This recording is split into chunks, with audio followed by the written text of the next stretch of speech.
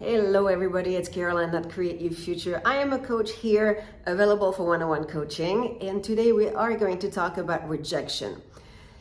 How to really pinpoint what is within ourselves that creates the rejection, and how to face it, handle it, and so we can redirect our life to create the outcome that we want. So really what it is, then what we're going to talk about, it's not really fixing SP, but it's fixing, or SP or anyone for that matter, but really look within and see where within we self-sabotage and we kind of create those scenarios of rejection.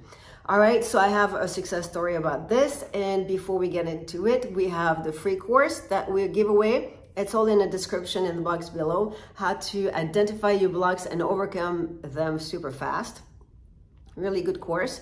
And again, you can check out on the websites. I have hypnosis tracks on sale right now. There's a special for Halloween for 1 month. I think it's 25% off. And we have, I have about 18 affirmation tracks. They're also on sale, $15 each. So check them out. All kind of great topics where it is all about the repetition of what it is that you want. And as you know, speaking the words, the affirmation, the repetition, it is what is going to create a new belief, and the new belief will be pushed out for you to enjoy. So they are great tools. I have one thing to mention about this. I have a client this week who asked me, does it matter that we hear your voice and not our own voice? No, it doesn't matter. And this is why. Because when often we have a topic and we want to manifest, okay, let's say we want to manifest an apology. And we start doing our affirmations. And then we kind of get lost with our thoughts, or, and start we don't focus anymore, and we start drifting. And we don't stay on it. So following a track is really just a way to keep you focused and stay on that one topic that you want to manifest. So in each one of my affirmation tracks, I have at least 100 different affirmations on one topic. Some of them have over 200. So 200, 100 ways of staying on the topic, but saying it differently. They're just sentences, right? Sentences, declaration. But I say them and then you repeat them. You don't just listen. That's not going to work. Just listening, just hearing. I mean, it can be soothing. It can be comfortable. It can calm you down. But that's not affirming. Affirming, it's actually you verbalizing, speaking the words, and speaking the words so it can manifest and take form in your life. So if I say them and you repeat, then it's your own voice and it's your own words and it's you speaking the words. So it's okay. It's just a matter of staying focused on one topic. Before I made my own, back in the day, I would buy back in the day we had the little cassettes, and I would buy them and repeat from other amazing masters that I used to love to listen to, and repeat and repeat and repeat. And I would see my manifestation come to life just that way. And if you want to, to invent your own, you do that. You record your own voice and you repeat about, after yourself. Sure, that works. But it doesn't matter if I say them or anybody else say them and then you repeat, as long as you at one point repeat and verbalize. That's really the important thing. It's the spoken words. And Neville Goddard, and I'll speak about this in a different video, but he's really talking about speaking the words. The power in speaking the words is just, it's magical and it's incredible. And this is how you create your new belief, and this is how they get pushed out. Okay, so we're going to talk about rejection. So I'm going to talk about, to illustrate what I want to talk about, I'm talking about my client with her story. So she had plans with her SP they made plans 2 weeks prior to do something on a particular weekend. And as we got closer to the weekend, SP did not really think. I guess he forgot that he already had plans with her that one particular weekend, and he made plans with some other friends. There was nothing evil, there was nothing bad about his little, I would say, not a mistake. It's not really a mistake, it's just that he didn't remember the dates. He didn't think. He was not on top of his, social calendar, I suppose. But anyways, my client, she felt so hurt, so disappointed, so rejected. Because what's going on? I'm not prioritized. He thought about the friends before he thought about me, and now he's going to do something with his friends.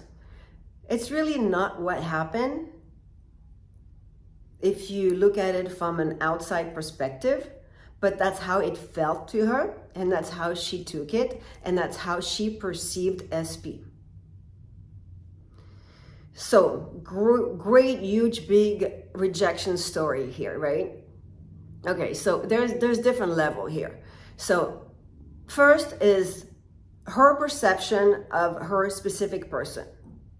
Well, my specific person, in that case, that's what she, came to realize. She feels that he's not responsible. He's not mature, because he cannot keep a date. He does not prioritize her, and his friends seem to be more important. So right there, that's her assumption of her specific person. So we have beautiful affirmations that we can write down immediately and then work on with repetition, that my SP is mature, my SP is responsible, my SP always when he makes plans with me or she makes plans with me, always stick to them because I am the priority. Nobody and nothing comes, first. I do in our relationship. And, examples of affirmations that can come around this topic. So that would be one way to deal with it. Now, what the second thing, because once she got hurt and she felt rejected, she also decided, okay, I'm a cool girl and I'm going to go with the flow because I'm not going to fight life. She felt that, okay, in her journey of learning about life and energy, she will go with the flow of life. So, okay, fine, that's pretty cool because now she's not reacting. She was like, no, first I felt rejected and I had all those thoughts about him, but I don't want to react, so I'm going to go with the flow. Okay, that's one good step, but let's take it further. So she kind of brought it up to him like, okay, well, why did you make plans with those other friends? But no big deal, that's fine. We can reschedule. I still want to do this. Do you still want to do it? Okay, great. You still want to do it? Let's do it. And she kind of brushed it off. Okay, so then she came to me and she questioned I don't understand because I'm working on my self-concept and I respect myself. I listen to myself, I listen to my needs, and what I needed was for this date to happen when we decided and for me to feel like I'm prioritized. So where am I going wrong, and why is my SP still showing this flaky attitude where at the end of the day I'm hurt and I still feel rejected even though I'm trying to go with the flow? So when this happens, what I want you guys to do is to stop, breathe, as always, calm down, and then look within. Yes, you have been working on your self-concept, but now there is still a situation where you had to postpone and you were disappointed about this date where you were stood up, basically, right? Well, not completely because you were warned, but you were only warned indirectly.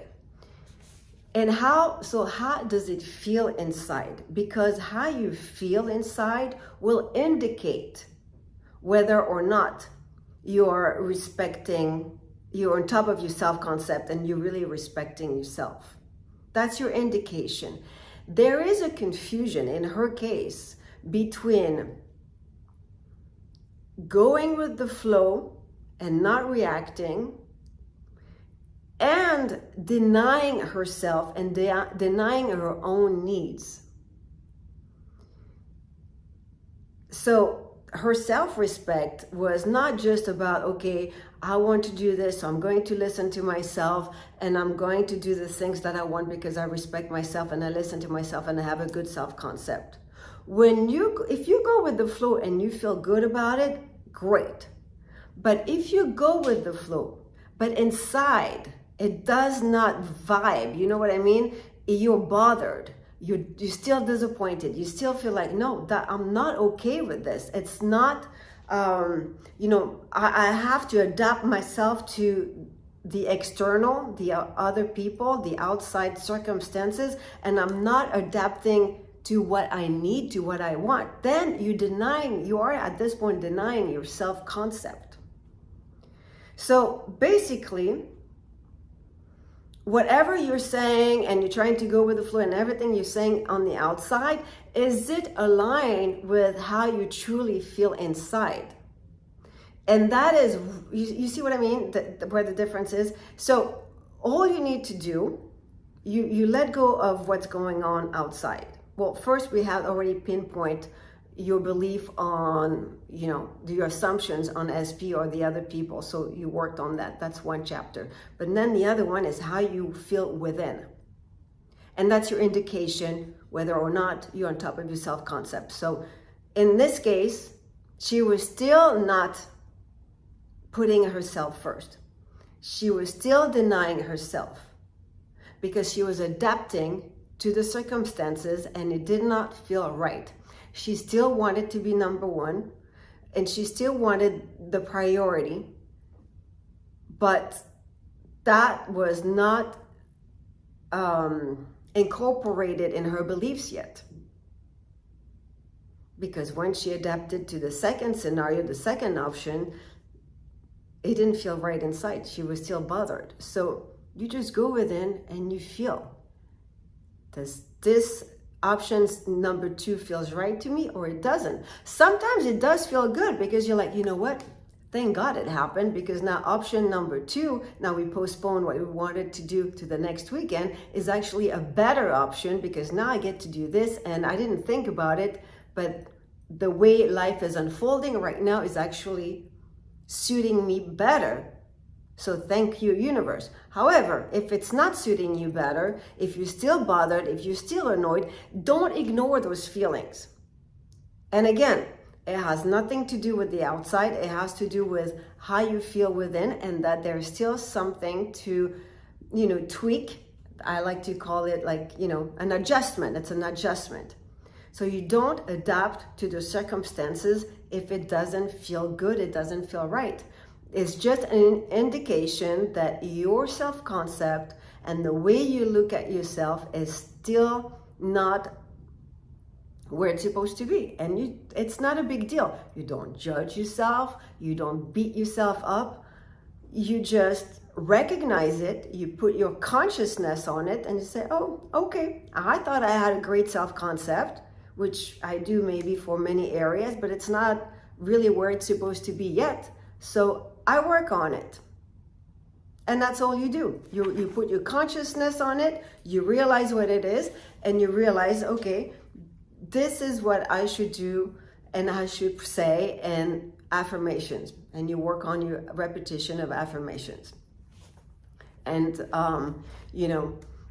my client, that's exactly what she did. She goes she said, no, okay, no, this is not what I want. I was going to go with the flow and postpone one weekend, but truly, no, that is not what I want. I wanted this weekend. I wanted the way the way we had planned it. So she faced it, you face it, you recognize, how it felt inside. They said, no, I do not. adapting myself to the circumstances does not feel right. That's not what I want. I want it that weekend the way I had planned. And then she affirmed, I don't care,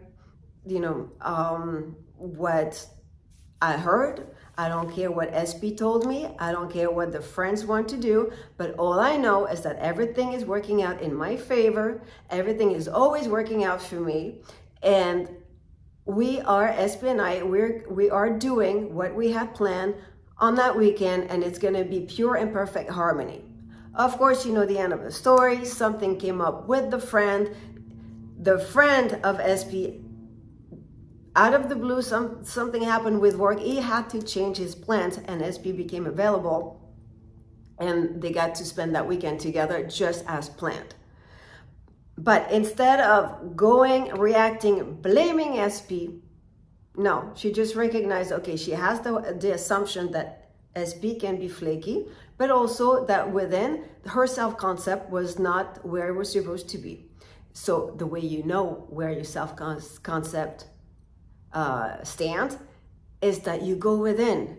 And does it feel good or it doesn't feel good? Are you bothered by having to adapt yourself to the new plan, or are you actually feeling better? If you feel better, great. If it bothers you, work on it. Do your affirmations. You face it, you deny it, and you say your new affirmations. See how it works? I mean, I hope that's clear. But this is something that I've been hearing a lot, especially with people who have been working hard on their self-concept, and they feel that, yeah, I have a pretty good self-concept, but so then why is my 3D not complying? Well, that's why. You go within and you check your feelings. Feels good or no good? And that's it. Check your feelings. If it's no good, you face it, you deny it, and you rephrase it with your affirmations. Okay, so now that was what I wanted to talk about today. I hope I was clear. I also wanted to address, I had a few comments, I don't know if it was a few people. So first of all, yes, the Om sign, that was a gift so I don't know where my friend bought it, and but yeah, it looks pretty cool. I like it too. And no, I am not married to a Hindu person. It was just, again, it was a gift. So that would answer some of the questions. And that's it for today, guys. All right. So I hope I was clear. I hope it was helpful. I intend. I don't hope. I intend. I know I was clear. I know it's going to be helpful. So you have a beautiful Sunday, and I'll talk to you next week.